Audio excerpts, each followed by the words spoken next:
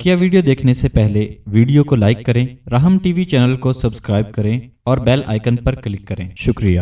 پہلا سوال یہ ہے کہ یہ فلوریڈا سے سوال آیا ہے، انہوں نے پوچھا ہے کہ شیطان ہم انسانوں کو نیکی سے روکتا ہے، دل میں وسوسے ڈالتا ہے، مگر اس مردود کو ہماری نیکی کے ارادے کیسے معلوم ہوتے ہیں؟ عالم الغیب تو صرف اللہ ہے۔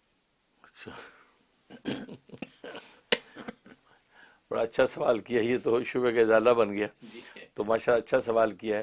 اصل میں یہ قدرت اللہ تبارک و تعالی ہی نے اس کو دے رکھی ہے، اللہ ہی نے یہ قدرت دے رکھی ہے، وسوسے ڈالنے کی قدرت، کہ وسوسے جو قلب کے اندر ڈالتا ہے۔ لہذا اسی لیے تو وہ شیطان گویا کہ وہ قلب کی الٹی سائڈ پہ بیٹھا رہتا ہے اور دل کے اندر جو ایک چونچ کی طرح جو ہے وہ ٹیکا جو ہے انجیکشن کھپائے رکھتا ہے اور اس کے ذریعے سے جو وسوسے اندر ڈالتا ہے۔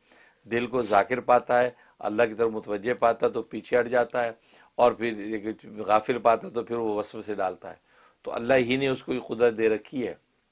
لہذا جیسے ملائکہ جو ہے وہ آپ کے دل کے ارادوں کو جانتے ہیں اور نیکیاں آپ کی لکھتے ہیں، آپ کے نیکی کا ارادہ ہو تو نیکی کا ارادہ لکھ لیتے ہیں، تو اللہ تعالیٰ ان کو مطلع کرتے اس ارادے پہ کہ یہ نیکی کا اس نے یہ ارادہ کیا ہے، تو وہ پھر اس نیکی کو لکھ لیتے ہیں۔ تو اس سے اللہ کی عالم الغیبی پر کوئی حرف نہیں آتا، ہاں اللہ ہی اطلاع کر رہے ہیں کہ بھی یہ کر لو۔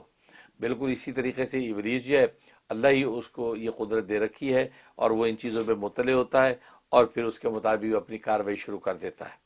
تو لہٰذا اس سے کوئی فرق نہیں پڑتا، بس یہ کہ اگر دل کو اللہ کے ذکر میں مصروف رکھیں، زبان کو ذکر سے تازہ رکھیں، تو یہ اس قسم کے وصف سے نہیں ڈال سکتا۔ چلیے، بہت شکریہ۔